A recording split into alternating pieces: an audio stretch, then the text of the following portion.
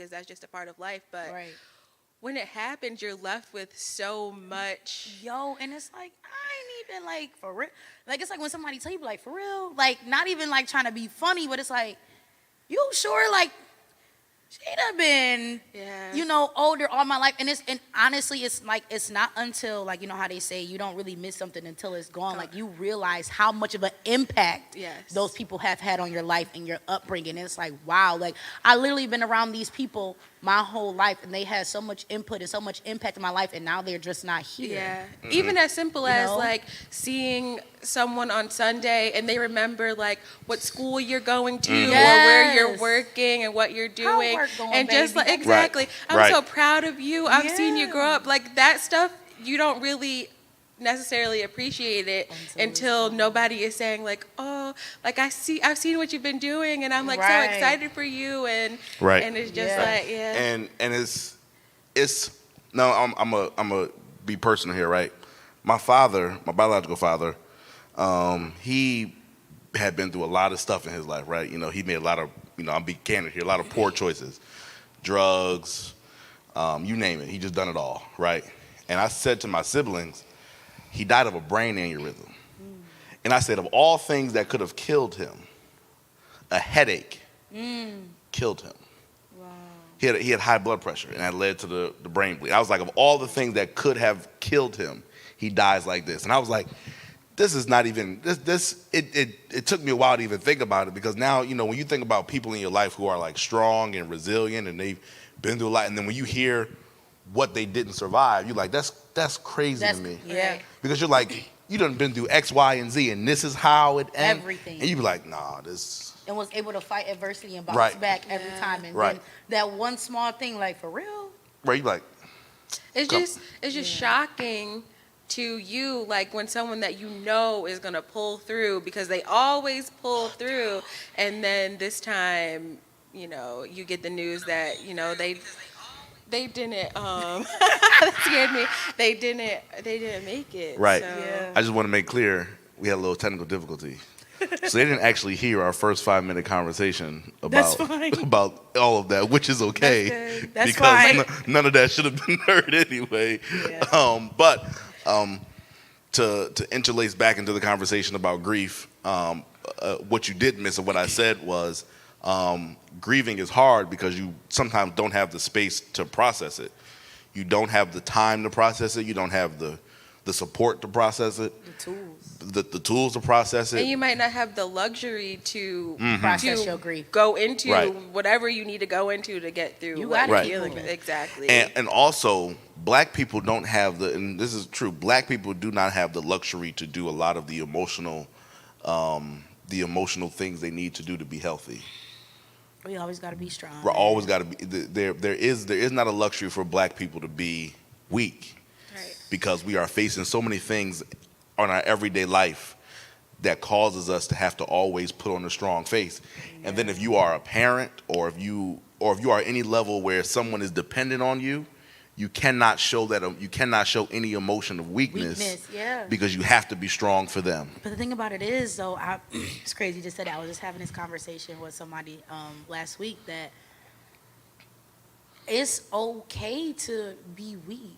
Yeah. Like, Right. it's okay to grieve. It is okay to be sad. It is okay to be stuck in that dark place. But like we've talked about in, the past episodes, and y'all go back and watch it. Like we talked about in the past episodes, like while you're in those places, think about what you're going to do next. But we don't have like you just said, black people, we don't have the luxury to be weak, to Yeah. be soft per se, or just to sit there and grieve, because we have so much other stuff going on. We have to put on the face when we go to work. We got to put on the face in front of our kids, because we don't want our kids to make us look at us, but and be like, oh well, she's weak, or this or this or that. But honestly, in those moments when you show that emotion, people appreciate, me personally, I appreciate it so much more when somebody can be open and be vulnerable and show me emotion, because okay, you are actually human, and you actually do go through things, and you don't always have to be so strong. Take the cape off. It's hard to always wear the cape and be strong and try to put on this front. Sometimes you just got to take everything off, take your armor off, and just Yeah. be open and you don't have to be open and honest with everybody. That's key right there. You cannot be open and honest with everybody because everybody does not deserve your honesty, because some people will use that honesty and try to turn it on you. Know who you're being open and honest and vulnerable with and who you can have those moments with. But again, I get it. It is like you just said, it's hard now because the people that you usually are open and vulnerable with, they going through their own stuff too. Yeah. Right. So it's like, how can I try to like not really dump myself on you, because it's not that, but transfer of feelings is very Yeah. real. So if you already going through something, I don't want to transfer my feelings on you and make you feel worse than you already feeling, Yeah. because now you worried about what you going through Right. and what I'm going through. Wow, is my friend okay? You know, is my sister okay? Is my mom okay? Like, is there? Now I'm worried about you and what I got going on, and I don't want to feel- do that. And I always feel so bad, especially in this space, like when someone is telling me what they're going through, because they've always done that, and I literally I don't have any energy to give can't them. give you- So yeah. now I'm like, oh, I'm not being a good I'm not being- friend. Right, right. And now I've got another That'd be thing on me, my Right. like, And people have said to me, you know, like, man, like, you know, you haven't shown up for me like you usually do, and da da da. And I'm and but like, could you and- show it for me right now? Right, and I was, and the truth be told, Right. right, because you know, for me personally, I'm so used to being the strong one. The strong friend. I can't find myself in a position where I ask you to show up for me. I'm supposed to show up for you. You're not supposed to show up. That's the dynamic we've gotten used to. And in some cases, unfortunately, like, you know, like I said previously, we use our strength as a social status. So it's like, man, he's the strong one. He's Right. the bright one. He's the self-sufficient one. But every so often, it's okay to say, I am not that. He's gonna always be there. Always going. It's okay to not be okay. It's okay to not be okay, and especially for us who are who are believers and us who go to church. It's so funny that we dish out Jesus but never let him be Jesus for us. Ooh. We are consistently like, you need Jesus. Jesus can save you. Jesus can help you, but we never let Jesus be Jesus for us.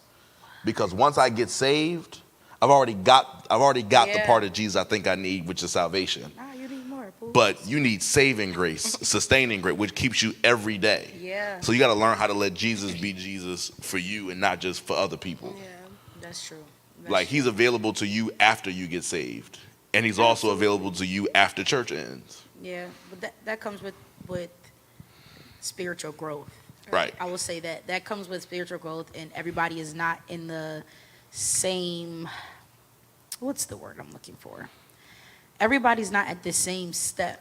Yeah. The same stage. There you go. Everybody's not at the same stage in their spiritual growth, because I used to be that. I could tell you all day, girl, you better pray about it, or girl, you better do this, girl, you better do that, but I'm not doing what I'm telling you to do.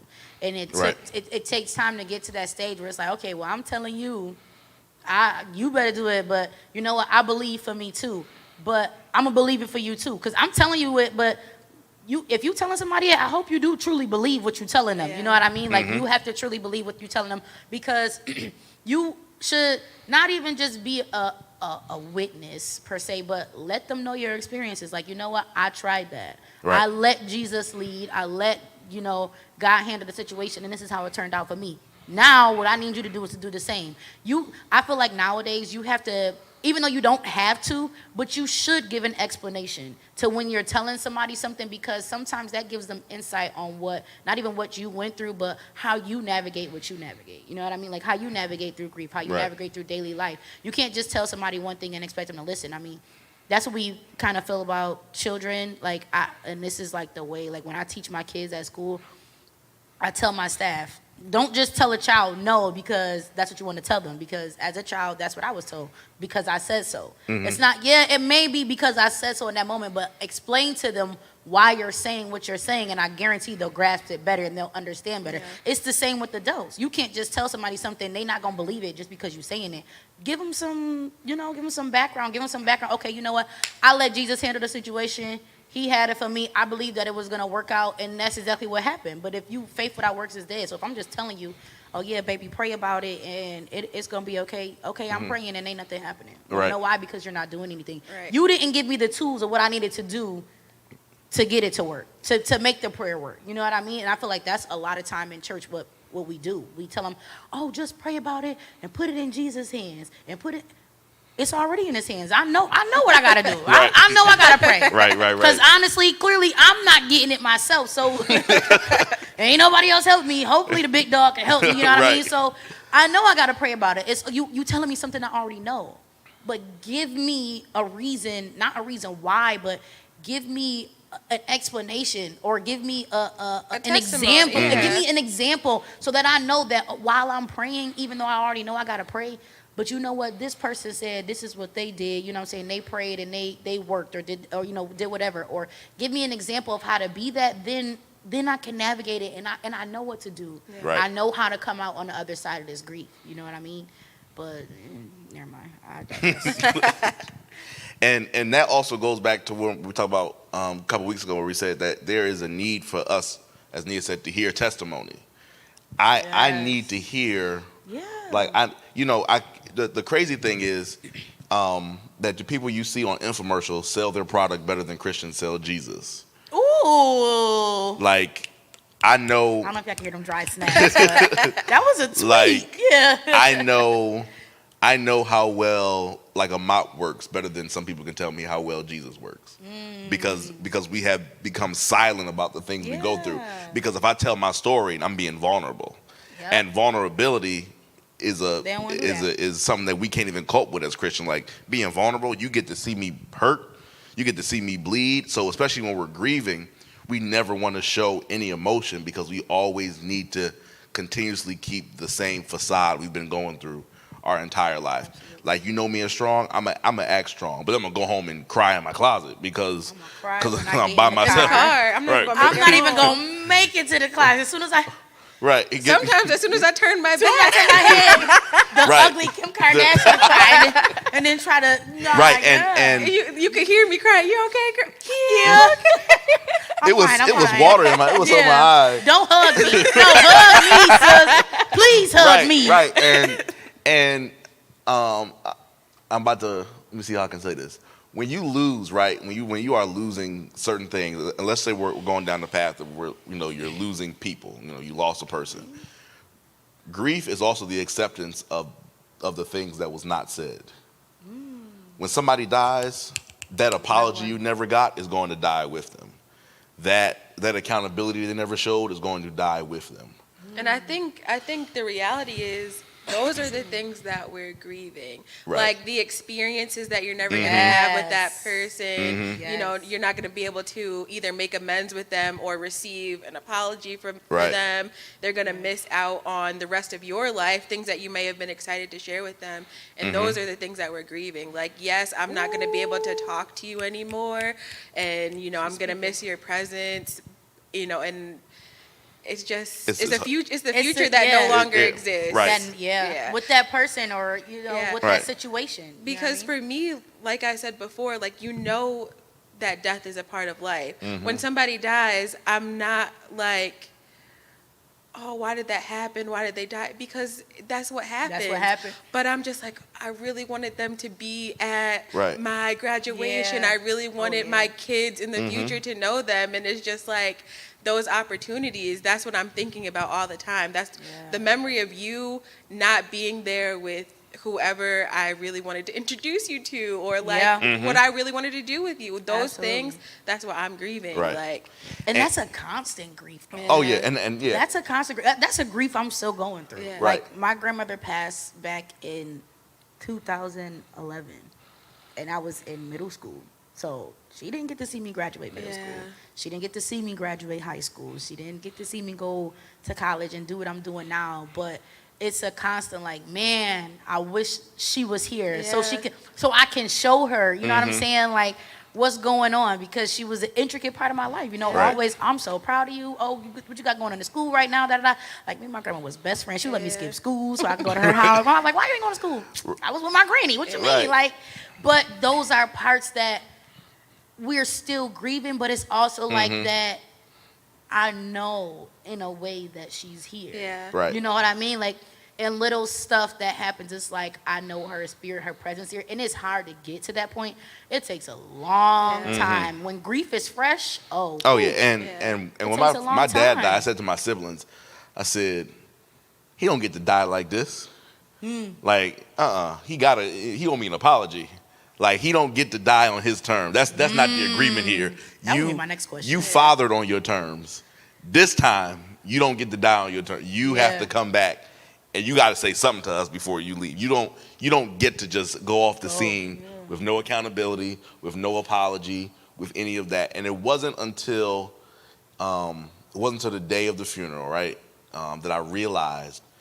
And I said this to my siblings, and everybody was like, "You're crazy for what you're about to say." Because I said it to them before the service started, because I did the eulogy, and I said, "Nobody loved us," and my father's street name was Tut, so we didn't call him Dad, we called him Tut. So I said, "Nobody loved us like Tut loved us," and they're like, "What are you talking about?" I said, "He knew when it was his time to shine and when it was time to decline. Like, he knew that his absence was going to be far better than his presence." And that's the kind of love that you don't realize you need until the person is gone. Like, there are people in your life who are around and who are doing things for you. And sometimes they are so toxic to your upbringing, toxic to your development, that you say, I would be better off if I never met you. Yeah. Because there are people in your life whose absence are better than their presence. Right. And he understood that. And I said, ain't no one going to love us like he loved us, because he knew that he could not do what he needed to do for us. And I think part of the grieving process is accepting that, even though this is someone that you loved, someone that you would have maybe wanted a better relationship with, you have now to face the reality that that person was a flawed human. They were dealing with their own life struggles, and you can't carry around the baggage of whatever happened while they were here, because that'll just weigh you down. Right. Yeah, So absolutely. grieving is letting some of that stuff go. And for you, like, the revelation that, like, he loved us the best that he could, that will help you in your process Right. too. And I was like, for me, the whole thing was weird. Like, all of it was weird. All of it was just so crazy to me. Truth be told, I would have never said that before the age of 25, I would have buried my entire, parental father side of my, I buried both my grandparents and then my father. I did my grandfather's eulogy when I was 16. And then my father's I did when I was 22. And then this year, again at 22, I did my grandmother's. That's a lot. And I said, I would have never thought that I would have eulogized all these people. How do you feel about that? I'm sorry to interrupt you. It's crazy. It is wild. It is That's something a that different I'm feeling. still coping with, that I've had to eulogize all of them before I even turned 20, before I even had a child myself. Right. That's I a had to- different that's a different feeling. Yep, before. And I applaud you for even being able to continue to Yeah, it's crazy. Like, do it was what just. you do, because I can't imagine standing over somebody's body that I came from. Your Right. grandfather, your father, Yep. like the people that I came from, to stand over them and eulogize their life when I wasn't even there for their whole life. Right. Like, you know what I mean? Like, And I did that's I a did the whole, lot. I did the whole thing, the closing of the casket, the tucking them in. Like, when I say I did it all, like, the whole, would've been a mess. the No, whole honestly. nine. And would've been a and I'm gonna mess. say Getting ready this, to cry right now. I Oh didn't my God. I See didn't what I get mean? Right. I didn't get It's to a lot. grieve. I didn't get to grieve because I had to pastor my family. I couldn't cry. I mean, I'm not could gonna, I'm not gonna say You they could have. and for me, I couldn't. I felt like I couldn't. But I feel had like you to- need because a they was looking at you to be I strong. had to maintain the whole time. Like, like I couldn't cry because I had to be somebody's Right, pastor. but I think that is also a misconception that we have to, be strong. Right. It is. Like, yeah. you have to give yourself the freedom to feel whatever it is that you're feeling, because holding it in is doing you and the people around you a disservice. It is. If you're maybe vulnerable enough to say, like, look, this is tearing me up. I'm having a really hard time with this experience. You might I be need y'all to creating be strong for yeah, me. be Right. strong for me. Create a safe space for everyone in this experience, because Yeah. you don't have to be strong. Right. And being strong every day, putting up a brave face when you are really feeling broken inside, like, who are And- you do? I mean, and- who are you really doing right. it for? Is the question. Right. Superheroes who And do I had that. to, and the funeral was the day before Father's Day too. Like, it was just such a crazy. He time. had beef with you now. Right. Like, Like, and for real, I was Lord, like, I'm yo, just joking, and it wasn't joking. even. But here's the crazy part. I was like, we got And- beef or something, and or Mia- like. and Mia can attest to it. Like, I'm gonna tell this story. I don't think I'm lying, but this is the truth. We get to New York. literally at what, like 9 in the morning, 10, 9, yeah. 10 in the morning. We drove all night in my hotel room, took a nap. Woke up, I said, shucks, I left the car in a towaway zone. I got to go move it for they tow it. Get downstairs, car gone. Couple minutes late. Got to move. Hold on, got to move before 9. I get downstairs 9:05. It's gone. Oh yeah, they'll be playing them So fair. it's gone. They be So waiting at the in corner my- in New York. in my They head- spin the block. They Right. be spinning a block. In my yes. head, I'm like, somebody stole my car. Like I was like, and That happened when to me someone, one time, and I was crying, Right. like Kim Kardashian cried. like in my head, I said, somebody stole my car. A piece of joy came. I said, somebody stole my car because I get to get a new one. And then I was like, Oh, no, I anybody? was crying. I said, anybody stole my car? I said, there's no way nobody stole. So I asked this guy who was on the block. They do tow it down the street. No, that's to a different that's the borough. crazy part. No, Different borough. Different. They took your joint. Right. I'm in Manhattan. Like I'm What? maybe like 5 or 6 blocks Yeah. from Times Square. I'm in Manhattan, and so And we're calling all We're- over for his we're car. calling, like- Because you called me, and I'm like... I was like, I okay. said, do you know where they take cars? And she was No. like, and she gonna say to me, drive. I don't drive, so I really don't know. have to drive up here. But she's like, there's this 411, so she's calling the number. I'm trying to figure something out. Like I'm like in distress right now. I was like, my car is gone, and then boom, and then just started happening. My brother calls me, and my brother called me at 10 in the morning. My brother doesn't call me that early in the morning, like never. I mean, we talk. You but, always but know, man. When I say he never calls me at 10 in the morning, I was like, You knew something was up. I knew something was up. So I answered him. I said, what's up? He said, yo, I don't know where you are, but you're going to have to get to Philly, like, immediately. He was like, yo, Toot's in the hospital. And he pretty much, like, he's dead at this point. Wow. I was like, what? So besides trying to find the car.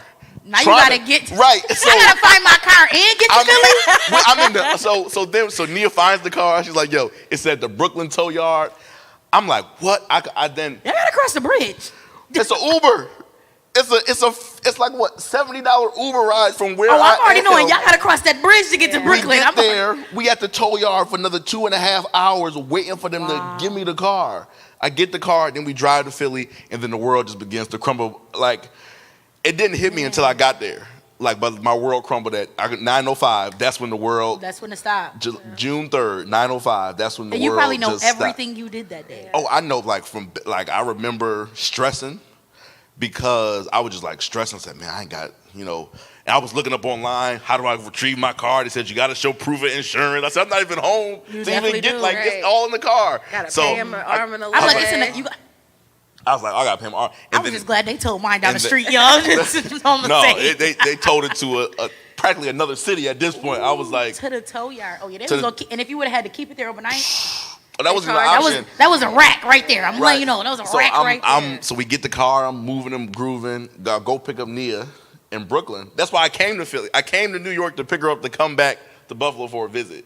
So all that, and she's like, okay, I'll go to the Philly.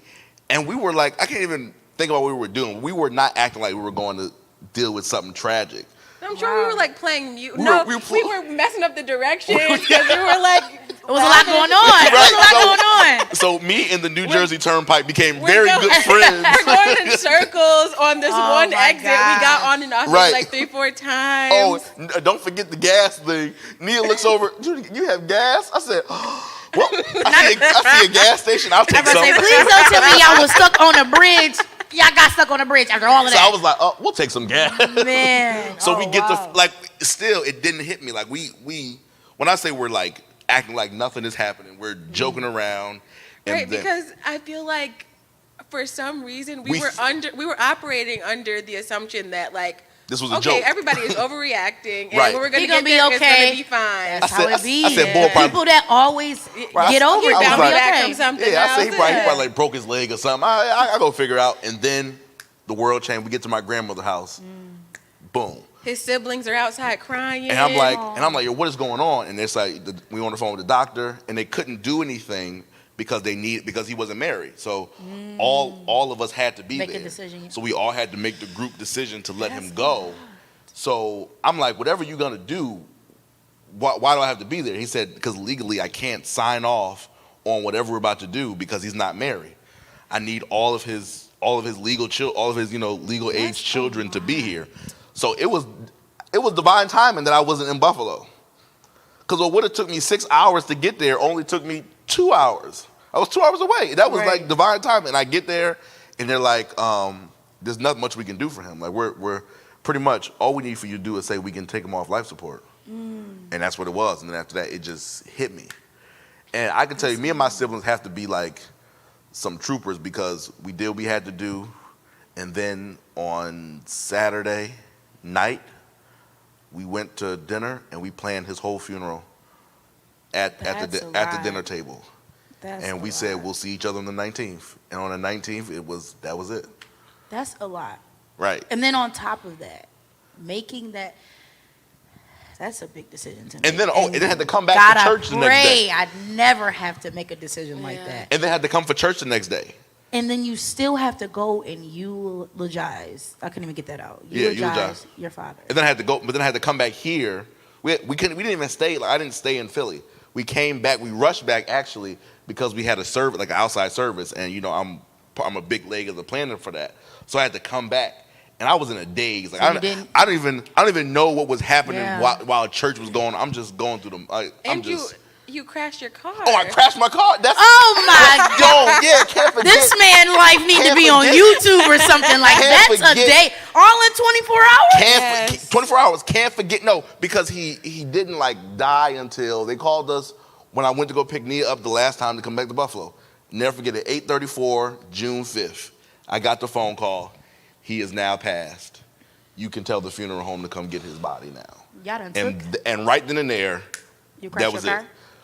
No, I fell asleep. Oh, I was gonna say, fell crashed your asleep. car. No, I fell asleep on the throughway. And it's really crazy because we were coming Wait. down the exit. Let me tell you. You was driving? No, I I didn't crash the car. I was driving. Right. Y'all don't put that on me. We were coming down an exit. We're having a full conversation.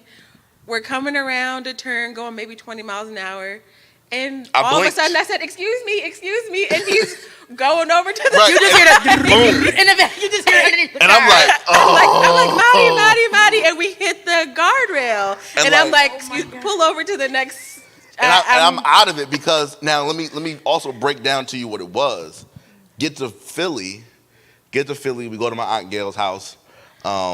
Now they're at my Aunt Gail's house while I'm going to be at the hospital, going to handle all the stuff at the hospital. We didn't get back to New York till like maybe 1 a.m. Had to get back up at 6 a.m. to drive back to Philly. I didn't have anything with And me. she doesn't drive. No, At this point, I at that didn't point, even have a yeah. No, at license. this I point, hadn't no. That's what I'm saying. driven At for that years. point, Yeah. you didn't drive. no. So she couldn't even. But when he crashed the car, I said, hold on. I'm No, going yeah, up. I'm like, yeah. No. She could. I'm no, gonna she, have no, to. No, she could drive because she had a permit at the time. Yeah. So I was a licensed driver, and I was okay, over okay. 21, so she was okay to drive. Yeah. She was okay to drive because she had a licensed driver in the car. So she was Bro, okay. that's a lot. So and she kept saying to me, I could drive. I said, no, I got it. I'm straight. But keep in mind, I'm going up and Again, down. who are you being Trying to be strong for? Who are I'm you going being up and strong down. for? Who are you being I'm strong going for? up and down the turnpike, like no sleep. When I say no sleep, I mean. You ain't drink no red. Come on, you knew you had to get no. You ain't had no red, but no coffee, no nothing. Matter of fact, we stopped to buy sneakers before we left. That's the crazy. Like we stopped at And Nike. you didn't think to And get got nothing a to drink. ticket, and we got Got a a ticket. ticket. Got the ticket. Oh no. This gotta turn into this is a Tyler Perry movie right here. Yes. Yo, this is a Tyler Perry movie right We're here. kind of off topic, but We that really was are, a really but crazy that's Got drive. the the parking process of ticket. grief though. Like this is Got the the process of parking grief. ticket. Hold on. It's more to the story. So I get back to Buffalo. We thinking all He is said it's more to the well. story. What I else? get to Philly. We getting ready to plan the funeral. Insurance company like, we're not paying out. We're not giving you money for the funeral. And this is when I said, Y'all hearing this? I said, what? So now, mind you, funeral's on Saturday. The insurance company tells us on Tuesday we're not paying out. So we had to get up What do you 7. say on Friday? I got to figure out a way to make some money by tomorrow. I said, I got I gotta figure out a way to get this money by tomorrow. What you right, mean? exactly. I was like, so me and my. I'm me- stressed for you, brother. So- it already happened. Like, So me and my brother, we at his house. So we at my dad's house, cleaning his my house out, goodness. right? We just cleaned it out because he was renting an apartment. So we was cleaning the house out. And my brother, so me and my older brother says to my other brother, we say, how about you just pay the whole thing by yourself? He gonna say, that's not something that Toot would have wanted me to do. so he's keep like, it honest. I'll be honest with you, I don't think Toot would want me to pay the whole thing by myself. So out of nowhere, this is where, the street comes into play for my father. So we're like, we scrambling. We ain't got $7,000 up to pay for no funeral in Right. 5 days. Funeral home is like, we needed to do this funeral. Oh, they is not we going. ain't burying him without no money. Will not. They'll leave that thing in in them chambers. So my uncle goes and calls my father's street friends, people who he. And we here for candid conversations. I'm gonna say it. People who he has sold drugs to over the years, people who he had ran with. Literally, by Wednesday at noon, the funeral was paid for. Wow. All of his friends was dropping off like $1,000, $600, $400 to the funeral home, and we had paid nothing out of pocket. Wow. They didn't ask us for the money back at all. Wow. At all. And then they showed up to the funeral. Like, my father's funeral was packed, and I said to my siblings, we looked at him as ordinary. These people looked at him as an extraordinary man. Yeah. So for us, the grieving process was strange because we had to sit there and listen to people talk about a man we didn't know. I was gonna say, how does that feel? I said, liars. Like, y'all talk about somebody that gave you what I wanted him to give me. Right. And that's why when I did the daddy issue sermon, I said that I wanted him in the context of a father when he only wanted to be our friend. That was hard for us. He didn't want to be our father. He wanted to be our friend. Yeah. He wanted to be our neighborhood took. He did not want to be our father. Right. He might not have had the tools to do it. He didn't have the tools. Right, yeah. And my grandfather was a great father, but he just did not want to do that. And he said, I'd rather be my children's friend before I be their father. And that's what he was. He was our friend. He wasn't a father. The things that I wanted a father to teach me, he couldn't. He couldn't, yeah. And he knew he couldn't, and he was okay with that. But you know, I honestly, all of my siblings have had other fathers in our life, right? I had Troy Bronner. Troy Bronner is my father. I put it no other way. T. Anthony Bronner, if people ask me who's your father, Troy Anthony Bronner, that is my father. Right. My sister had the stepfather. My brother's stepfathers. I mean, we all had other fathers, and we never once heard him bash those other men. Because he knew. Right. Matter of fact, he praised those other men. That's an honesty moment for him. Right. Because a lot of fathers, although knowing that they can't be fathers, will still be negative. Oh, you know what I mean? Like, want to be the negative, the baby daddy drama, quote unquote. Right. They'll want to do that. But the fact that he was able to be honest with himself, like, you know what, I can't do what these other men do, and y'all do a great job at doing what I can't do. Right, and I had to be okay, eulogizing a person that I was like, don't get me wrong, I had spent time with him, I spent summers with him. We didn't have a conventional relationship, so I had to eulogize a person who I didn't know in the way that they were expecting me to speak. So I didn't give that kind of eulogy. I told the truth about his life. I said he was a resilient person who made some poor choices, but God never let go of his hand, and because of that, I'm grateful. And that's all I had to say, because I had to know that it was not my job to make people feel good about our relationship. I was not going to use the eulogy to try to make people feel good about what I didn't have, because that's not my job. Yeah. It was my job to lay him to rest, but it's not my job to sit there and paint a picture of a lie. Yeah. He wouldn't have wanted me to do that either. I knew him as our neighborhood took. That's what I knew him as. Right. And he would have, and I feel like we gave him the celebration of life that he wanted. Yeah, absolutely. His children was there, his grandchildren was there, and that's probably what he would have loved. Absolutely. Wow, that's a lot. That's a lot to deal with. That's the growth. Right. Out of grief. Right. Right. That's the growth out of grief. Right. And then my grandmother died. Oh, I got stuck. And you crashed your car again. Oh, I crashed. I got into the accident after I came back. If y'all ever in the car with a mod and I'm grieving, and he grieving, and I'm grieving, y'all might as well get y'all own rental. You better go ahead and walk. Y'all might as well go ahead and catch a flight. I'll meet you there, bro. Matter of fact, I did. I crashed. I totaled the car when I came back. I got stuck in New York. Can't forget I got stuck because of the snowstorm. I was taking my cousin to school in Boston. I was supposed to come back and then go back again for the funeral. Turn back around. I wake up in Boston. And I was sitting on the side that hit the. Yeah, she was. So you always in the car with me? No, when I crashed, I was by myself. I was. So you always in the car with me? We crashed. You got to stop getting in the car with him. No. So I'm getting. That's why I bought my own.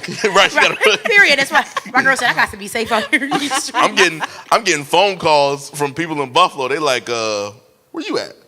I said, what you mean? I'm in Boston, you know. Right. They said, you coming back to Buffalo? I said, yeah, I'm going to drive back to Buffalo. I'm going to drive from Boston today. It's a 4-hour drive.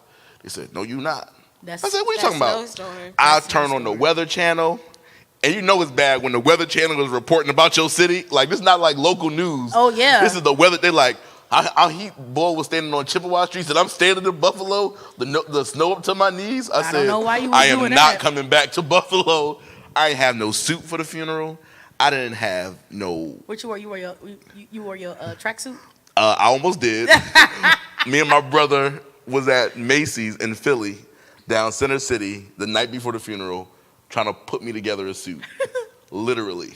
Like, we're going through the racks To see trying what you can find. see what I can find, because I had nothing to wear to the funeral. And when my grandmother died, who was very instrumental because she was the reason why we had a relationship with our father, because she understood his shortcomings. She understood what her child was not. So it's important that Plus the grandma, because Right. a lot of these grandmas out here, Right. they don't be trying to be in the kids' life because their kids are not in their right, life. So, she understood what her child was not, but she never downed him for that. yeah. She never made us feel sorry for having him as a father. Wow. So when I say, and we didn't call her grandma, it was Diane. Oh yeah, cause Like- she probably was like, I Right, grandma. we called her Diane. My grandma, yeah. Right, and she was young, and she was young when my father started having children. So she was like, nah, Diane. And it wasn't like we didn't call her like we didn't know her. Like, we loved her. Like, if you ask my siblings, like, Diane, we miss Diane. Because she made us feel like we had a father, even though we know we didn't. That missing piece that Right. y'all was, looking for. When I say she bought Christmas presents, she was everything. And it's important to thank God for the people in your life Yeah. who step up when those who you want at the party ain't dancing with you. Woo, come That's on. that's really what it is. Like, I'm so grateful that Diane was at the party, even though she knew her son was never going to show up. Right. Because she always showed up for her grandchildren, did the best she could, She stood in this place. stood in his place every time. Every time. She never made us, like I said, she never made us feel sorry for not having him. She never made us feel sorry for having him either. Right. Absolutely. This is my question. It's been on my mind since you started that. How do you grieve?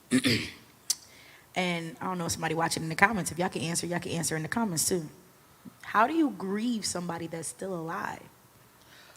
See, a lot of times, and this has been in my head since he talked about the whole apology thing and how sometimes that's what we're grieving is the apology or the things that you feel like a person should have done for you. Right. But how do you grieve somebody that just they alive, but their absence in that apology that you're looking for, you're never gonna get, whether they dead or not. They still alive, but that person is never gonna apologize. How do you grieve a person? How do you grieve a person that's still alive? Because you have to, and a lot of times we don't grieve people that are still alive. I think that's the first step, because there are so many things that we should call loss and we should grieve those things, and we refuse to do that. And if we called it by its name, we'd be able to address it. So Absolutely. I feel like if you're waiting on an apology, just let that expectation die and then grieve that and then move forward, because you could wait around hoping that they'll change, and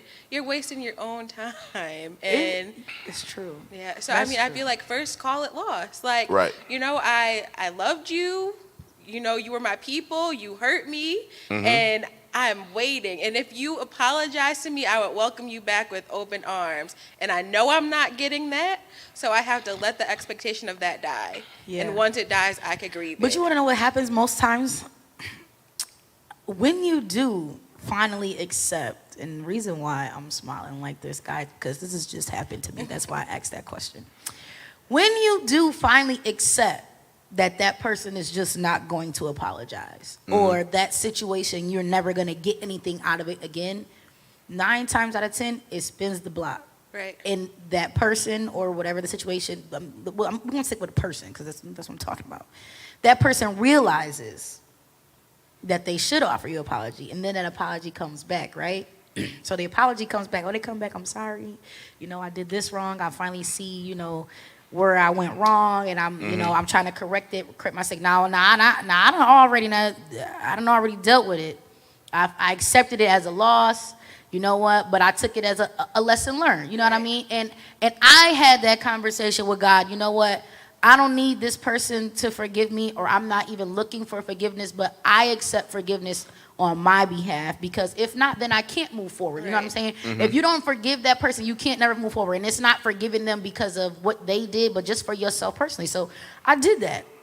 They spent the block, right? So the person spent the block. I want to apologize. You know, I see where I went wrong, and I hope we can be friends. No. Boom, right? So I'm like, No. y'all don't know me, but me. This milk is expired, and you. Yeah, you once you cross me, that's Right. it, Pookies. You don't got you don't got none other time. Right. The next time I'm not gonna be so nice and forthcoming. I'm gonna be nasty, and the Lord is still working on my nasty attitude when it comes to that. I'm gonna just let y'all know, but that's just me. So now you see where you went wrong at, right? You see where you went wrong at in a situation or whatever, and you want to come back and apologize. Right? And because I was seeking that apology, even though I already dealt with it, I already dealt with it, I talked about it, but because that was what I was seeking when it came to, now that I got it, I don't even know how to deal with it. And I'm just being personal. I'm just being, I'm being open and being honest. I don't even know how to deal with your apology, because for one instance, I don't care, because I dealt with it and I moved on. But also at the same time, it's like, dang, this was what I was waiting on, but it's not giving me this was what I was waiting on type of feels. You know what I mean? Because I feel like sometimes once you already do some emotional work to heal yourself from certain situations, you know, an apology is just icing on the cake. So I'm going to take your apology and I'm going to fold it up and I'm going to put it in my pocket, because thank you. Thank you very much.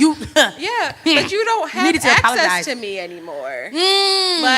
You know, reconciliation doesn't mean I access. already accepted the reality of this situation, and because I've accepted the reality of this, I don't need to go backwards. I don't need to let you back in, because we've done that. I don't got time for the cycle. And also, it's also you got to learn how to forgive yourself, right? Because truth be told, you knew who that person was when you started dealing with them. Absolutely. Like, or very shortly or thereafter. Because I didn't know. I didn't know. Disclaimer, I did not know. A lot of times had I known, I should have been listening. You want to know something? Right. No, let me tell y'all something. When you ask Jesus for them red flags, and he sent them to you. That one was pink, wasn't it, Jesus? It was, because it wasn't all the way red. It was, you know what? They dealing with something, so I'm giving you the benefit of the doubt. Jesus is the king of red flags. No, he is. And you want to know what? In this situation, so I'm going to just be candid, y'all. All right, here we go. This is not what I came to talk about either. I'm just be candid. Well, this is what you're grieving. So Right. It is. So it was, you know, he had it. It was a guy that I was previously dating. He had his own stresses, like he had his own family problems he was going through at that moment in time, you know, school, work, and that's fine, because like you said, everybody deals with something. And the type of person that I am, like if I'm with somebody, like if you dealing with it, I'm dealing with it too, because you know what I'm saying? Like I'm not your other half yet, because we ain't married, but your I'm partnership. your partner. Partnership, Yeah, right, I'm your right, partner. right. So he didn't want to deal with those issues that he had going on. And now I was at a point in my growth that I'm facing it head on, because the more you sit and let something fester and linger, it bubbles up and then you'll eventually explode. So now that's what happened. Right. He exploded on me, and it was just like, okay, like you got to think, like you got stuff you got to deal with right now, and it's no type of, you know, animosity or anything towards you, but you got to do this for you, because I can't want it for you more than you want it for yourself, right? So I left the situation. I left it. More power to you. We were still friends, communicating, you know, how you doing, everything going good, blah blah blah. Okay, few years passed by. Honestly, it ain't even been a few years. It's been a few months. A few months passed by. And It felt like years. It felt like years. You hear me on that one? It was a few months. It felt like I'm years. glad the honesty jumped out. It did. It's only been like it's been like about maybe a year, but still, It felt like longer. It felt like it felt like longer, right? Right. When I took ugly Kim Kardashian cry out in the house, listening to Mary J. Blige, all types of stuff. Like I'm going down, like everything. Like What's the 411 album? Yeah. That's Yes, rough. it That's how you know you're going through. We listen to that Yo, album. listen, Keisha Cole, all that. Like I was like, yeah, it was that rough. But you know, after I got out that rough place and I knew that I wasn't going to get an apology back from that person, I didn't really care. Like, you know, and in the beginning stages, I was upset. Like, how could you do this, da-da-da. But then it was like, I don't care. You know what I'm saying? You do what you do, I do what I do. I move on. Moved on. And I just always feel like people spin the block when they see you doing happy and doing good and doing for you. But whole time, I knew this person was asking about me because, you know, we have the same mutual friends, was asking about me, da-da-da-da. And that's fine. Spin the block, right? Oh, you know, I just want to apologize. I see where I went wrong. You know, it was actually very genuine and was finally could be a man and say, like, you know, I see that you just wanted the best for me. I went wrong, da-da-da-da. Okay, cool. But I miss our vibe. I miss that Pookies. You can't Can't get back. You can't get that back. And reason why, and it's like, man, I miss it too because don't get me wrong, it was a good vibe. It was like that was my dog. You know what I mean? Like you see him, you see me, you see me, you see him. That was my dog. But at the end of the day, it's like, do I want that back? So I explained to him, I can't go through the cycles with you anymore. Like, I can't, me personally, and it's nothing to do with you, I can no longer go through the cycles of, you know, 1 minute we good, the next minute we not. And then we stop talking or we break up, and then you want to try to come back because you feel like you've done enough work in these few months that you're ready to be mature. I can't keep doing that. So when I explain that to him now, it's like, oh, okay, I understand, but you still trying to press me. In a way, like, technically, I'm still dealing with my grief because I just got the apology that I was looking for months. I just got that. Even though I got over it, it was a lesson. I took my L, it was a lesson learned, and I moved on. I'm still dealing with that. Like, although I asked God for forgiveness for myself, you know what I'm saying, just so I can move on, but it's still nice to get up, like you said, tuck in my pocket. Yeah, you're going to apologize because clearly I was right. You know, it was one of them, I was right. You know what I mean? What happens is it gets to a point where you say, I'm no longer going to damage my spirit to satisfy my flesh. And so that's when you're like, I ain't doing this no more. I'm not doing this no more. But you want to keep pushing the envelope. You know what I mean? Why, and there's another part of grief, why can't people accept, like, I don't want to really call it the move on stages, because we can be friends. You know what I'm saying? It was a good friendship there. But the way that you want this friendship to go, I can no longer allow myself to give you the benefits of that friendship because I'm at a different place and I know you still not there yet. You just apologizing because this is convenient for you. How do I know that this apology, basically that's my question. How do I know that this apology is sincere? Discernment. But it was the but yeah, I mean, I feel like true. Your No. gut instinct, your discernment, it tells you, right? Yeah, but I feel like the other part of it is like you can't really judge their actions. You know, you have to just take their apology because that person, whoever he is grieving y'all's situation as well. Absolutely. And so in his grief process, I think there's, you know, the stages of grief, but he's bargaining. He's trying to get that thing back, right? So, you know, this See ya. so like just because he's in that stage of his grief doesn't mean you need to go meet him there. And that's what so okay, I and was then right. also, that's all I wanted was confirmation. Thank you. And then also in other areas too, God's like, you didn't expect this to happen when you didn't check in with me first. Like, God's like, you didn't expect for this to go down when you did this based on what you wanted to do and not what I told you to do. So it's certain times where God lets us go through areas of like situations and he like, you didn't check in with me. Because you failed to check in with me, you need me to come clean up your mess. And I will because I'm God. Yeah. But I want you to know this is not a way you should be living. And I said this to my friend. I said, it'll come a time in every person's life. I believe whether you're saved or not, it's going to come a time where you're like, I'm no longer going to be accepting this, that, and the third. Yeah, like, I'm not. That's this time of my life. If they watching, it may happen right now. Disclaimer. And you could be like 50-year-old and like, I've been doing this all wrong, and I'm no longer doing this anymore. 50 years, that's a long time. It will. Could be longer. Could be longer. Look. I was being generous with the 50 years old. It definitely could be longer. It could be like, you know, like you're saying, I'm not going to keep going down this path anymore because certain loss I didn't have to endure. Certain laws I just didn't have to. I didn't have to do it. Yeah. I put it on myself. And that's And what I think- what I feel like. Like Right. I did not. The thing. And I thank God that he's come and helped me. I thank God that he's I been thank gracious. him. But there are some things that I didn't have to go I through. didn't have to endure. But I really do think that's a part of grief because I don't want to feel what it means to have this be final.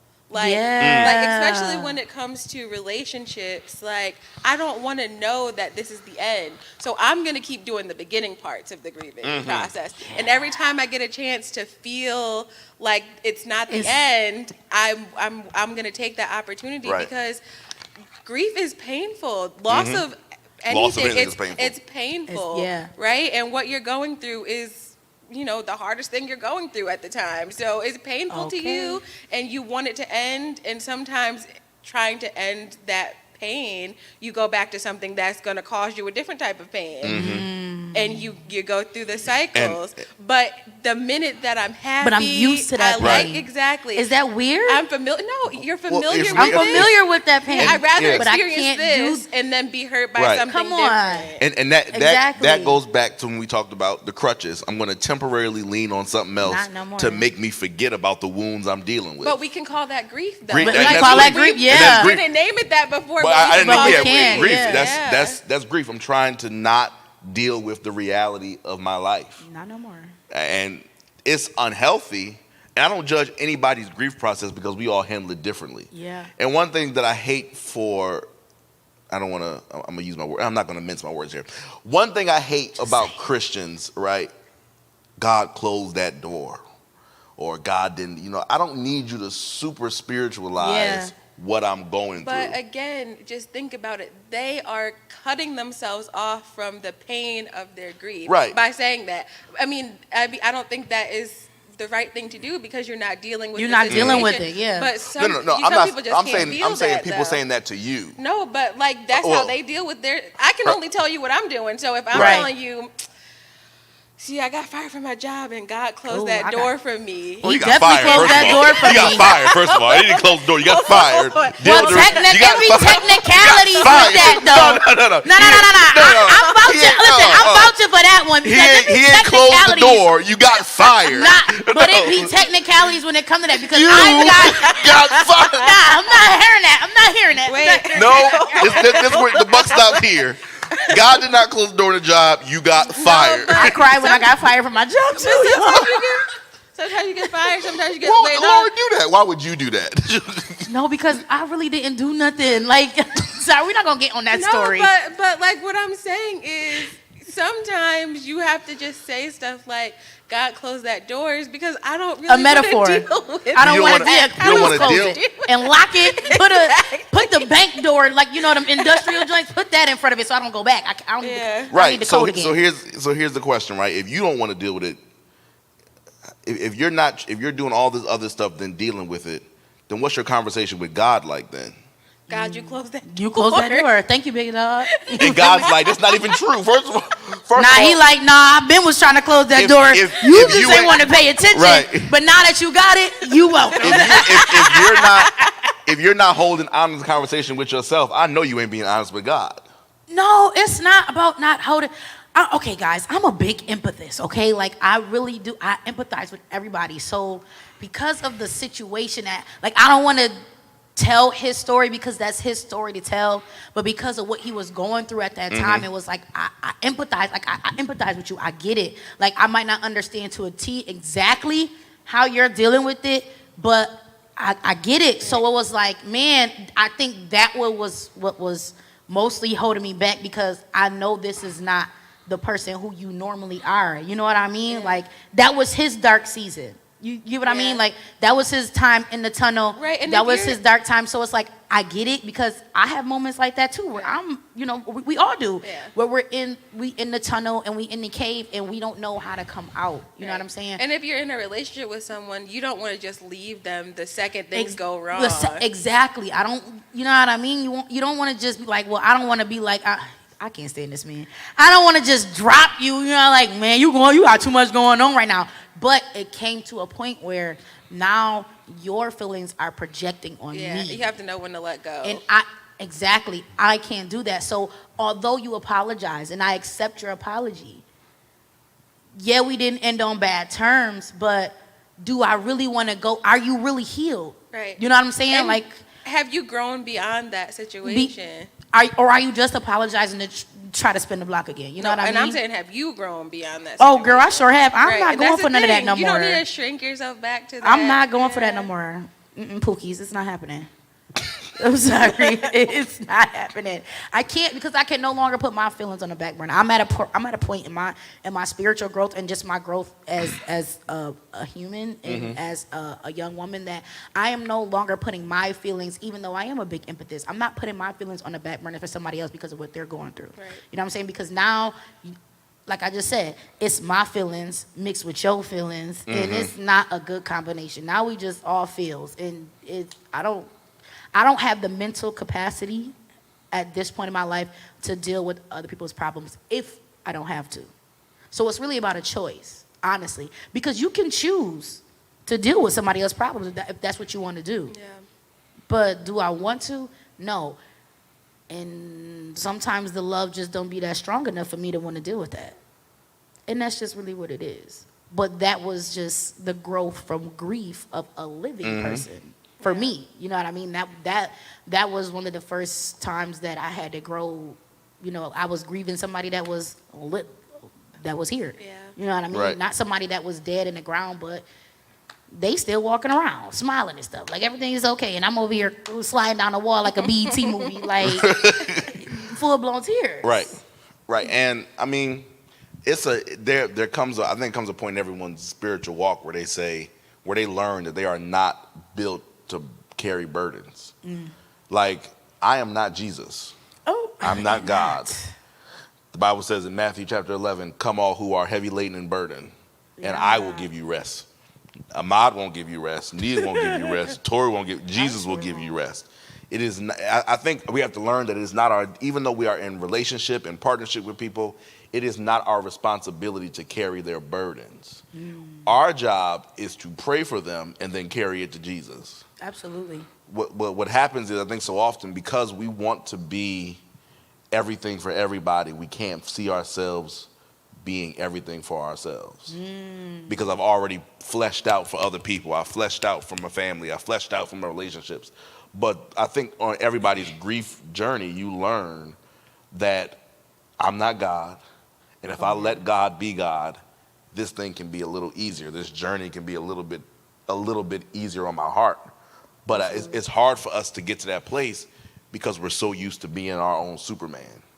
And that comes from us not, and that's another conversation for another day, about trusting God and trusting in what we believe in. But that's hard to negotiate. And I always say it's hard to negotiate between what you feel and what you believe. Yeah, and what you can see and what you can't see. Right. And again, that goes back to, how do I expect a person who I can't see to carry my burdens? Absolutely. How and especially when you grieving, whether it be relationships, whether it be people, I'm gonna say this. It is hard to trust in a person who you feel as though caused your pain. Ooh. So it's like, how am I supposed to trust in God and God is administering this to me? Because we are, and this goes back to just simple, this is what the Bible says, that there's nothing that happens to us that God doesn't allow. Absolutely. Everything, before pain hits us, it has to first meet God's face first. And God says, let it through. That's up to God. So it's hard for us to trust God when he's the one administering the pain. It's hard for us to believe in him when he's the one administering the hurt. And, again, that's another conversation for another day about how that's for our development and for all of that stuff. But grieving is hard because you feel like he's the one who caused it. So depending on God for your grieving process is difficult because you feel like at any given moment you could have stopped this pain. Imagine what Jesus felt like on the cross. Imagine what Jesus felt like on the cross. Or I'm not even saying Jesus. Let's talk about what his mother felt like. If you don't get my baby down from there. Right. His baby mama sitting there. Now, I know you ain't got my baby. Okay. I know you ain't got my baby. Get my baby down from there right now. What are you doing? And you, I ain't never took you to child support court or nothing, but you gonna let him die on this hill with these people? You must be. You ain't tell me all this when you said you was sending me a baby. Right. What's going on? Man, nah, yeah. He didn't actually. Now that I'm serving, He did. I'm serving He him did. up mine. You said to name him Jesus. You just said to name him Jesus of Nazareth. You never once said you was going to kill him. You ain't say you was gonna do And all and this. can you imagine what Jesus felt like in the Garden of Gethsemane, where he said, "Now, if you can let this thing pass by me, please do, player. But if not, I'm down." Right. Right. And you have to trust the God who you know who is hurting you. Absolutely. And that's so hard because you're like, how can I heal? How can I expect healing from the one who caused my wound? You want to know how? Guys, I just found this quote 5 minutes ago before we started. In your deepest grief, this is not my quote, okay? It's not my quote.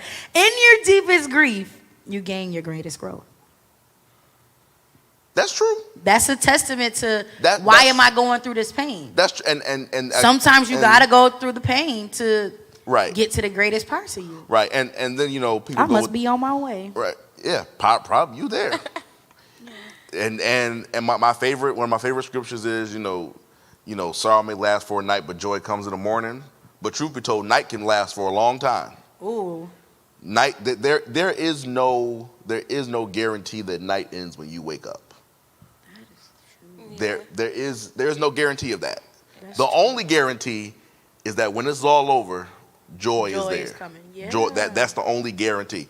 But how long you endure the night, there's no timetable just for ask that. Jesus, can you just give me a little bit of a timeline so I just know how long I'm dealing with this? Like, He don't even know when he coming he back. don't. He don't He even probably know like, girl, if you don't stop playing with me, I know that's what he be saying. He don't even know when he making an appearance. How Right. like how long I gotta deal with this? This is a month, 3 to 5 years. Like, give me a little bit of Right. time. Like, space it out, man. Give me a little time. and that's like the hard part of grief, because you're like, how long do I have to feel like this? How long? And can you imagine? And for me, when I lost, my father, my grandmother, and I'm just going down the list of losses. Crashing the car the first time, I lost $500. I had to pay the deductible, and then I totaled my car. How many times you crashed? Twice. We already went over this. This was twice. 2 times. The first And no matter time, how many weeks. No, it was June and then January. June and then February. First week of February. I can't talk because I got. First week of February. I done had a lot of car accidents too, so that's why I was just asking. I was trying to see if you beat me. Were you grieving? Was I grieving? I got an excuse. What was the situation, Tori? Was I grieving? Let me see. She just can't drive. I'm trying to think. I'm trying to think about. You Trying to think about when I had them accidents. Was I grieving? I probably was. No, It probably wasn't a dead grief, but they was dead. Somebody was dead somewhere, man. And you know what's crazy is that when the car accident happened, I moved on to the new car like immediately. Like our car. Yeah, that's fine. Give me a new one. I needed a way anyway. Yo, that's what You got it like that? You didn't grieve that No, car when I called Nee, I said. Nah, I grieved my car when I crashed that joint. I ain't even gonna lie. I was hurt. My first car. I called Nia. I said, I just totaled my car. And then she said, well, did you say he's one of the new ones? I said, Well, there you go. I was like, are you okay? Yeah, I'm okay. Okay, we're getting a new car. At least you asked, was he okay? Because one of my then friends like, the irony well, is- you said you want a new one. and then we both got our new cars like a day apart of it looked like it was like a day apart of each other. I didn't grieve that car. I was like, I grieved I my crashed. first car. I crashed my car, and that was it. That's because I literally could have almost died. I think that's why I was so scared. Like I crashed into a building. No, I saw you. Whoa. Y'all, we can laugh about it now. Run it back. You But when it happened, crashed into a what? It was not funny. All right, so let me tell y'all, right? Wait. I gotta get y'all the whole story because y'all not gonna make it seem like I was just out here driving into buildings and stuff. Wait, like dropped like a store or something, like Nah. It was a brick building, so it really did more damage to me. It did more damage to me and my car than I did to it. I did hit a tree. Like, okay, so let me. I'm making it sound bad. Let me tell y'all what happened. This is what happened. My first car, man. I still miss this car to this day. Like, I'm so mad. Like, my first car I ever got, it was a 2007 Impala. Oh my gosh, Chevy Impala. I loved it. Anyways, this is when I was like I think it was my second year in college. Like, I literally had just started driving year before, like the end of my senior year. So, like, I was still a new driver. Mm-hmm.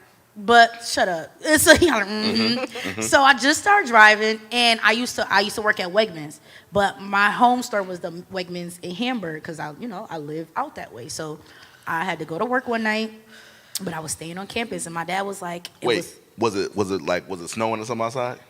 So now, was the dead of listen, summer. no. It was wintertime, y'all. You And didn't answer my question. You didn't. You avoided I'm about to get. I'm about to tell you. Let her It tell was the story. wintertime, and I do not like thunderstorms. I've never liked them from like even as a kid. Like still to this day, I don't like. It was thundering and lightning outside, right? But it was snowing. Like, so right, it's a lot going on outside. My dad was like, "You want me to drive you back?" Because he knows that I don't do thunderstorms. Like he know that. So I'm like, nah, like I gotta learn how to drive in the snow anyways. Like it's my first winter, really my first winter drive. I'm like, I gotta learn how to drive in the snow anyways, and I'm gonna have to learn like, what if it's raining one day, start thunder and lightning? Like I gotta be prepared, you know what I'm saying? So I'm like, I got it. I'm doing. He's like, okay, just let me know when you get home. Let me get back to school. I'm like, all right. So I'm leaving out. I'm getting on the Skyway now. When I tell y'all, this bolt of lightning, it looked like it was broad daylight outside. Now, I'm scared of thunderstorms, so I'm like, yeah, I am not getting on the Skyway. Like, you see how high that is? Right. Like, that bolt of lightning come down, like, it's cracking the car. Like, it's a wrap. So I'm like, I'm not getting on the Skyway. Like, that's too high to the clouds for me. Like, I'm not. So I'm like, I'm going to take the back way. I should have just followed my first mind, got on the Skyway. Took the back way. I went down Ohio Street. I don't know if anybody's ever been, like, downtown by the harbor or whatever. So Ohio Street, you know, they got, like, that big, it's not really a circle, but it's like a curve, but it's right. it's coming down the hill. So you coming down the hill on the curve. So I'm coming down the hill on the curve, and I'm pumping my brakes. You know, I'm 10 and 2, y'all. Because I'm a new driver, 10 and 2, pumping my brakes. And I slid on black ice. And it's literally, like, I literally thought I saw, like, my light flash before your eyes. I start crying right off back because I already knew it was a wrap. So I knew it was a wrap. So, like, but I'm still trying to, even though I'm sliding, I'm still trying to put my brakes. It was not going. So, you know, I just went, I don't even know why I did that. Full force, tried to hit the brake. On the gas. Man. On the gas. Because On I'm the like, gas. yeah, listen, because I'm already pumping going down the hill. So I'm like, you know what, just keep going. But I didn't know I slipped on black ice until my car started hydroplaning. So my car hydroplaned, and I, like, jumped a curb. And I ran over the tree and it, like, went into the side of the building. Like, my car literally split in half. Wow. Airbags deployed, all types of stuff. So now I'm sitting there, like, literally crying. Like, crying my eyes out. Oh, my like, God, yeah. I was, like, crying my eyes out. Like, I was so scared. So I'm looking for my phone. And this is what pissed me off. Mad cars is driving by me. Nobody stopped that. Yes, that's real. When Now, somebody that's gets real. in an accident, y'all can pull over and see if they okay. That's like, real. Something that bad. Yeah. Y'all see the airbags deployed, the smoke going. Like, y'all can see if they're okay. So, like, I can't reach my phone because I'm stuck. Yeah. I'm stuck. So I'm like, I thank God that I had my seatbelt on, because had I not, I literally would have been out the windshield from the impact. So I'm crying. Mad cars going by. Nobody stopped. Finally, these ladies stopped. And they was like, oh my God, honey, are you okay? I'm like, no. Kim Kardashian cried, no, it's my car. It's my first car. I crashed my car. I gotta call my dad. Like, I'm not even thinking call 911. I'm like, I gotta call my dad. Like, Right. call my dad. So she's like, where your phone? I said, I don't know. So we looking in the phone, looking in the car for the phone. My phone cracked. It was gone. So I couldn't even turn it on. Couldn't get out my door. The way the tree was stuck underneath my door, I couldn't get out. It was embedded. And on the other side, it was the snowbank. So I had to literally, they helped me out the window. The lady let me use her phone, and she was like, well, call your dad or whatever. And she was like, I'll have her call 911. So the other lady was calling 911. So I called my dad. I'm like, Dad, he like, you made it back? I said, no, I got into an accident.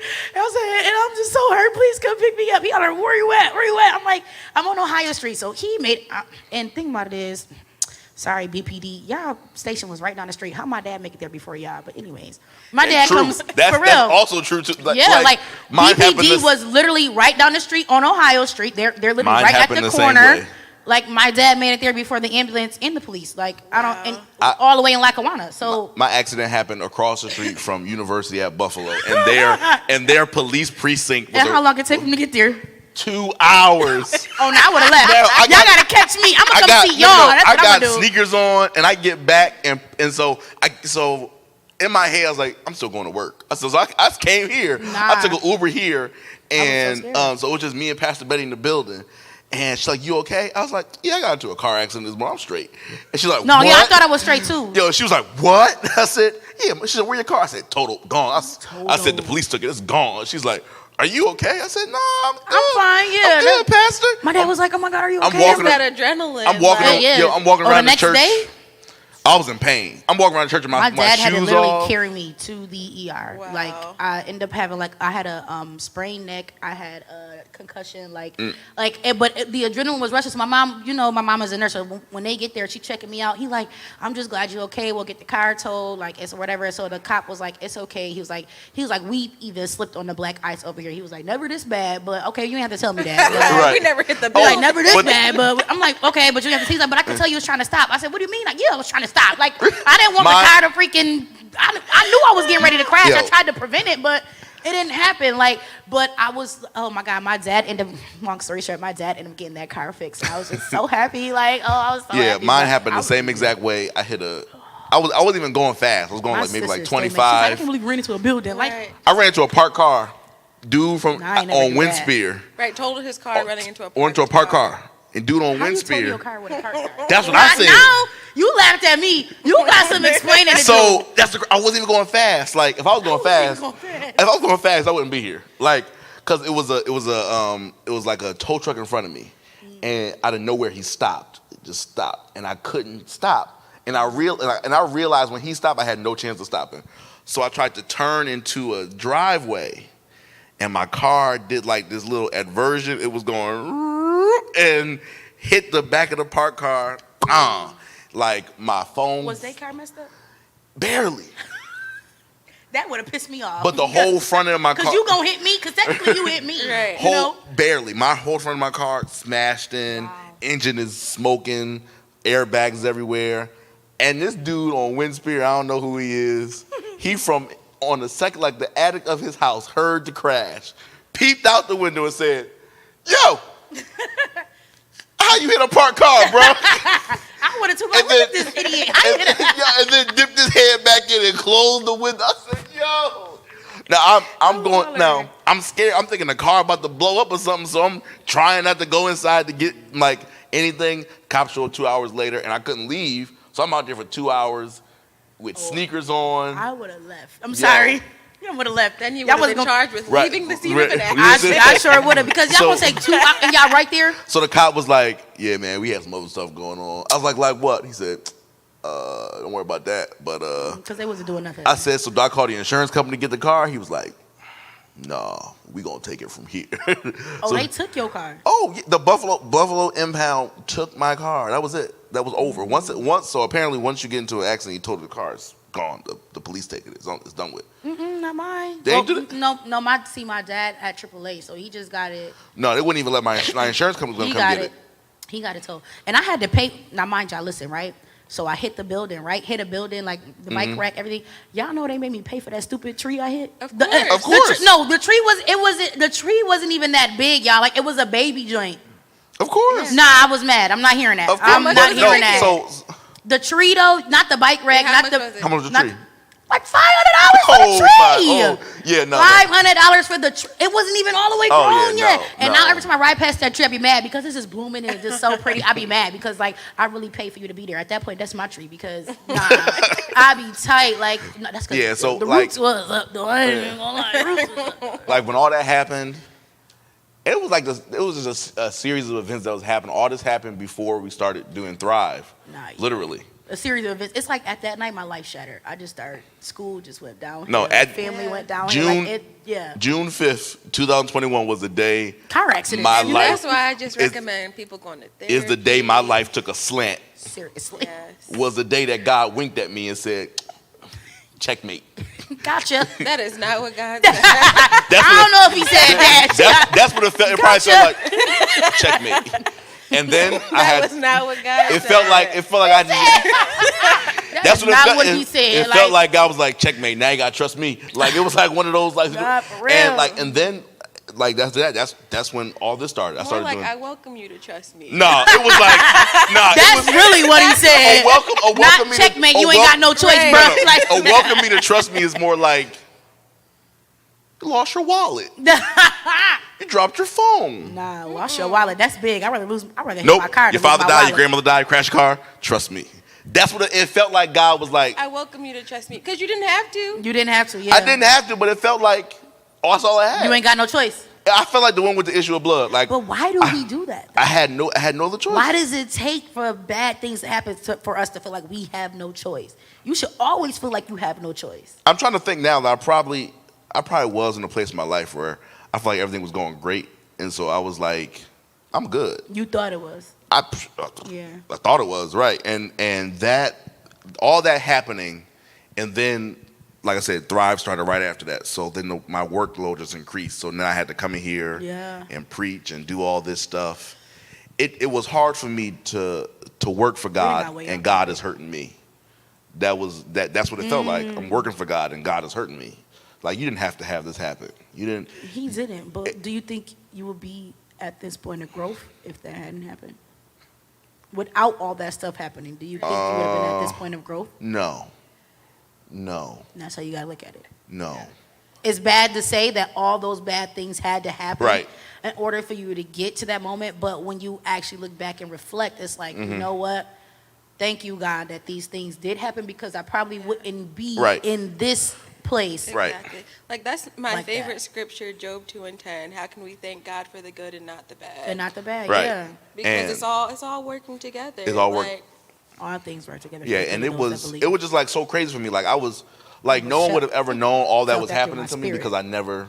I never talk about it. Me Never. either. I'm not a big, guys, I talk a lot, but I'm not a big talker about my feel. I literally just came to the therapy, like she said. Yeah. Just came to the point where I can talk about Right. openly my feelings and how I feel about certain things, you know. Right. I've never been, but I'm a big talker, though. I like to converse and have Yeah. good conversations. Right, and- not about me, though. It's not about you.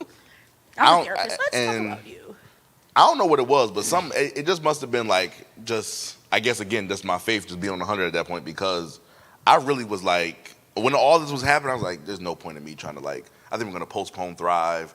I think I even said that to you, I think I was even going through that whole thing in my head. I was yeah, like, and I'm pretty sure I said. But you see me? I was like, I said, I can't. I said, I don't think we can do this. I remember saying this like multiple, I think I even said it to Nia multiple times. I said, I don't think we can do this. There's no possible way I can come in here and do this. And then when all the challenges that was going on with starting Thrive happened, I was like, I still don't think that we can do this. I was at a point where I was like, I'm not even going to try. And then again, it was just me having to trust God in the midst of my pain.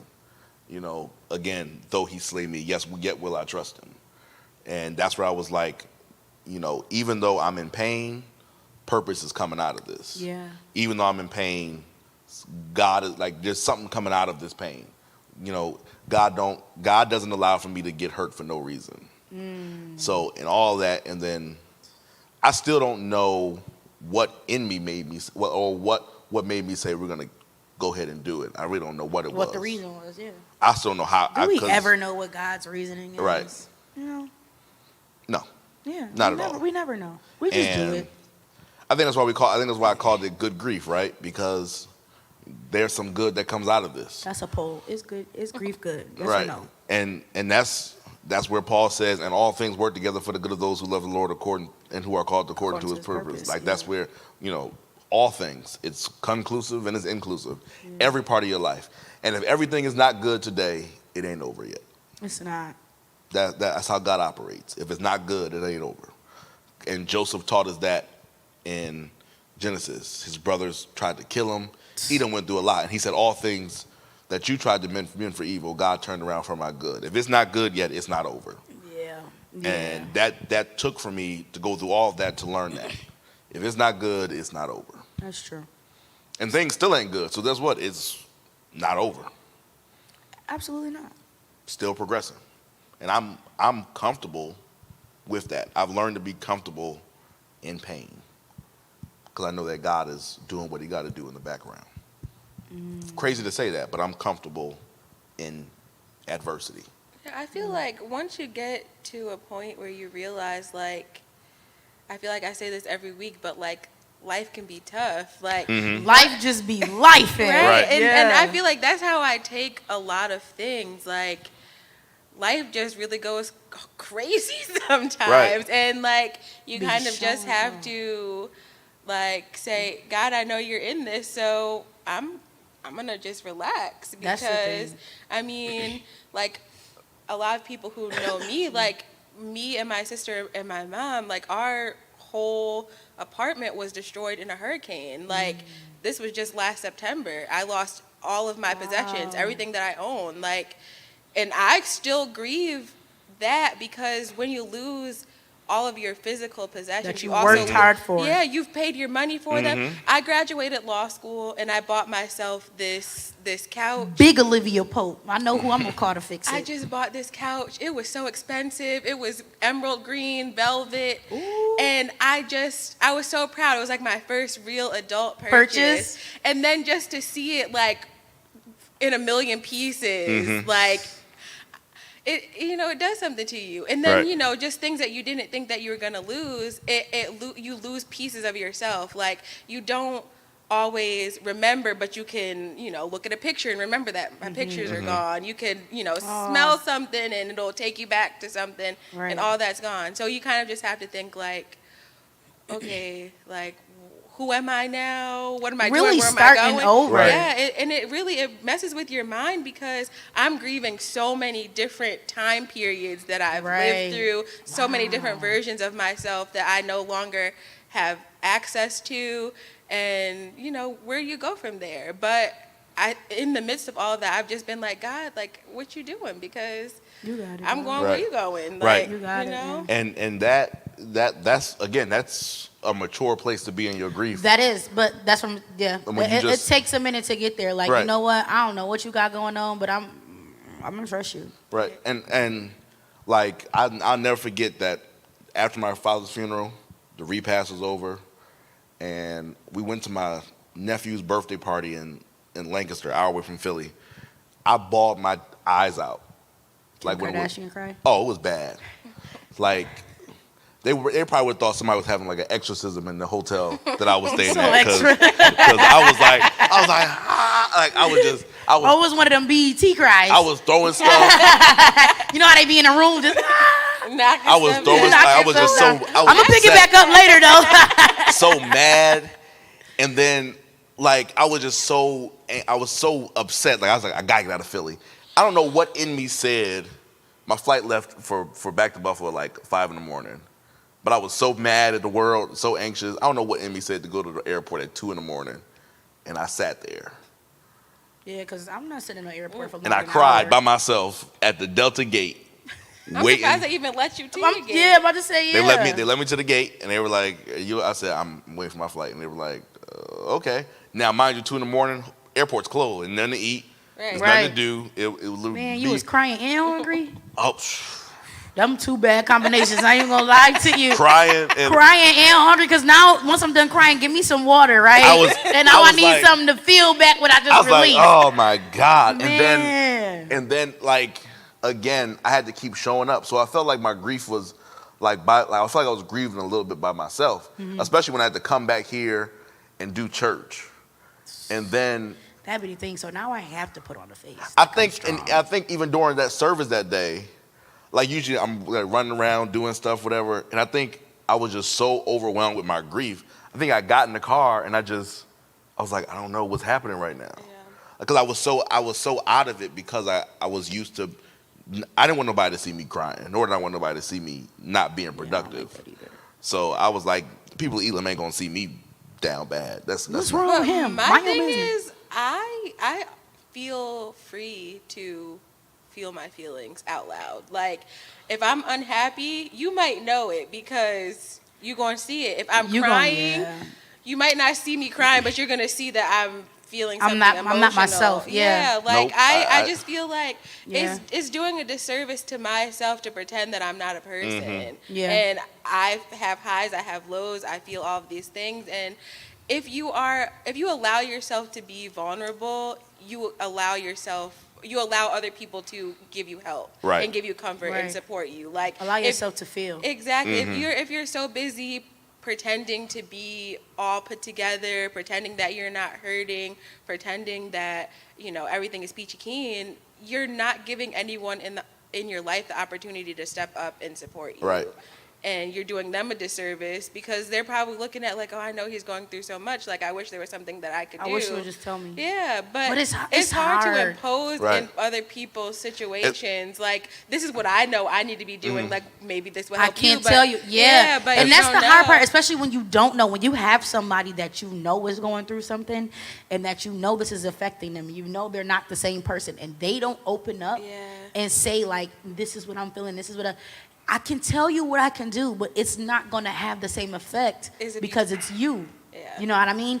And I'm only telling you from what I see on the outside. Exactly. I don't know how you probably feeling completely worse on the inside, but Right. I don't know that because you're not allowing yourself to be vulnerable and to feel the feelings that you have. So I can't even really help you. All I really can do is tell you, go ahead and pray, baby, and pray for you and pray behind you. That's Right. really all I can tell you because you're not, Sure, yeah. guys. 'Cause it's always This is the perfect example of what healthy living looks like when you go to therapy, guys. I love this lady. She allows herself to feel her feelings. Yeah. Yeah, I ain't Go to there yet. therapy, I y'all. ain't there. So You see me. Applause to her because I'm still there working on it. Kudos to you, but me, We getting there. No, but I mean, I'm a preacher. I feel like, We getting there. I feel like every time you text me like, oh, I'm feeling XYZ, I'm always like, okay, let's validate this. Yeah. Let's make an action She plan making you and do let's- her exercises that she have to do. Yeah, Like if he's upset about something, if he's I'm just like, let's validate this. That's good. Let's make a plan. And because then it's always I'm good big community. I'm big on just like I'll find another way to deal with it. I will find a way myself. I got to get out of that though. Right, because Also, when I was big on I do it grieving, myself. I was so mean. Oh my God, I was so mean to people when I was grieving, and that's because I had so many bottled up emotions. Yeah. I wasn't properly. I was getting so mean to my friends. I was getting mean to And now you hurting my feelings. And I was very short right with. now I'm grieving this Right. relationship because it's over. I was short with people. I was like, Girl, shut up. we is not going Right. there no more. Because now you being, I was- that's Now weird. you're being weird to Because me. now I was like, I was doing something like, I why was you telling being people, weird to me? I'm just trying to help you. Like, you don't have to be that mean because I ain't gonna lie, Sensitive. I'm very sensitive. Like, I don't like for my feelings to be hurt. So that's why I try not to hurt others' feelings because I know how I feel when my feelings is hurt. Like, dang, you ain't even have to say all that. Like, yeah, you came into my life. You came into my life at the right time, Tori. Because if you came a little earlier, it'd have been bad. Because when my father died, I was it so would have been mean. checkmate because when my feelings is hurt, now I don't care that because now you didn't care about mine. I don't care about yours no more. Like someone had bought me some. I said, flowers. What flowers gonna do for me?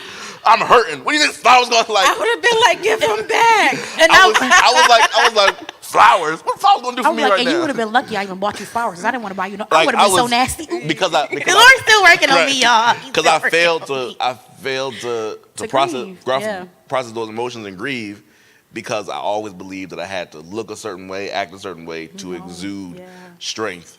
So our time is getting very late. I didn't even realize how late it was. is. It's Running our 9:22. It's 9? 9? What? Yeah. 9:22? Yeah. Ooh, That's after 9:30. 9:21. Before 9:23. I thought it was 8 o'clock. Nah, me too. Oh, no, well, we deep. started We started started a little late. We started a little started late. late. But it's Our all good though. bad. We hope that you all enjoyed this, and we hope that you go back and watch the replay. Watch our put a poll on that. previous It's episodes. grief good. We might have to keep talking about this. Yeah. Yeah, because this is y'all, I am learning right now. I'm still in therapy, but my girl right here is teaching me some stuff. So We are let's back keep this again conversation going. next week. There is no Thrive worship services this month. We are on gotta check your summer sabbatical. So we I are love people say that. It's sabbatical. summer sabbatical. Just on a break. It's not really summer on a break. sabbatical. It's a tiny one. We be back. You know, quick little summer sabbatical. like school Right. out for the summer. You know, we be back. We coming back in September with we got a lot of things locked and loaded for you all. We are so excited for all the things the Lord is doing with us here at Thrive Fellowship. And if you have enjoyed this, we pray that you continuously sow and invest into this ministry. Our Cash App is $ThriveBuffalo. You can also give online at our website. But once again, we are so grateful that you've been with us. We hope that you join us next week. We won't see you on Sunday. We'll see you again on Wednesday. We might see him on Sunday. Oh, right. Yeah. We see you Sunday at 8:30. I was talking about, Oh, okay. oh, yeah. We'll see them on 8:30. We're going to see y'all on Sunday. We see you Sunday. They know what I meant. See y'all Sunday. We won't see you at 2 o'clock See on y'all Sunday. See y'all 8:30 though, we'll see you with our senior pastor, the Right Reverend Dr. T. Anthony Bronner. So we will see you We're gonna see y'all on Sunday. at 8:30 a.m. We want to see you Sunday. We hope to see you Sunday. Come back to church. Get back into God's house. Yes. There's nothing like the presence of the Lord. And the Nothing people like the that's in presence. here. Right, because we're Um, grieving right. our community right now. Right. That intimacy we had with our congregation. YouTube, Yes. YouTube will The get you churches, through, but it's yeah. nothing like being in God's presence. I promise you. Amen. So get dressed. Actually, if you want to wear like a sweatsuit, come to church. You want to put your tracksuit on? Come to, put Put some your shorts on. tracksuit on. We just want you here. We want you here so that way you can fully. There's a length with the shorts.